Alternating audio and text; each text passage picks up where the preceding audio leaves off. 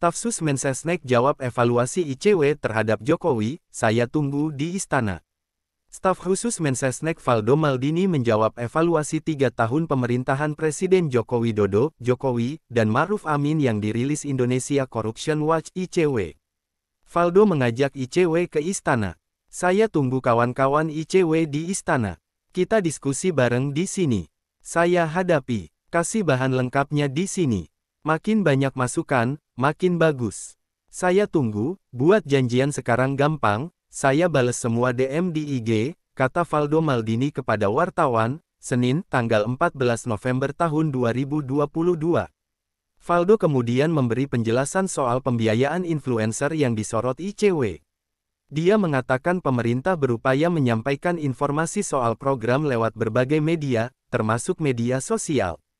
Saya rasa biaya influencer ini sudah sering dibahas. Ini kan soal media sudah berbeda, tidak hanya media konvensional, tapi juga ada media sosial, ucap dia. Program-program pemerintah harus tersosialisasikan. Bahkan, anggaran media konvensional lebih besar lagi, pakai KPCPEN, sambungnya.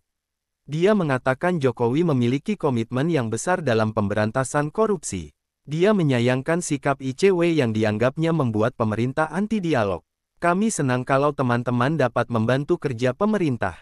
Nah, itu partisipatif. Jangan framing pemerintah ini anti dialog, anti diskusi terus. Padahal, banyak yang niatnya bukan bikin perbaikan, tutup Valdo. Sebelumnya, ICW mengkritik kinerja pemerintahan Presiden Jokowi dan Wakil Presiden Ma'ruf Amin. ICW menyebut ada sejumlah rekomendasi temuannya, termasuk anggaran negara, dalam membiayai pendengung atau buzzer politik. Dalam rekomendasinya, ICW menyinggung soal alokasi negara dalam membiayai pendengung atau buzzer. Peneliti ICW Tibiko Zabar menyebut pemerintah Jokowi menganggarkan 90,4 miliar rupiah untuk menggunakan buzzer dalam kurun tahun 2017 sampai tahun 2020.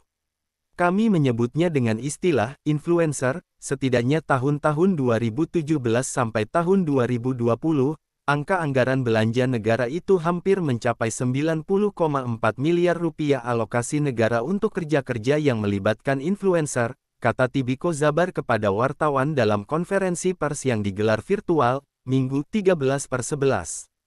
Dengan jumlah anggaran yang dinilai cukup tinggi tersebut, ICW mempertanyakan soal akuntabilitas dan transparansi dalam penggunaan jasa buzzer tersebut.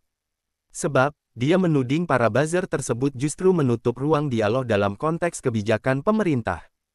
Karena banyak dari pengalaman gerakan anti korupsi yang digaungkan narasi-narasi yang dibangun justru bukanlah diskusi atau dialog yang sehat, tapi bagaimana memperkuat, membenarkan apa yang disampaikan oleh pemerintah tapi tidak membuka ruang dialog dalam konteks kebijakan, ujar dia. Itu yang berkaitan dengan pendengung dan komitmen pemberantasan korupsi, imbuhnya. Klik subscribe dan follow.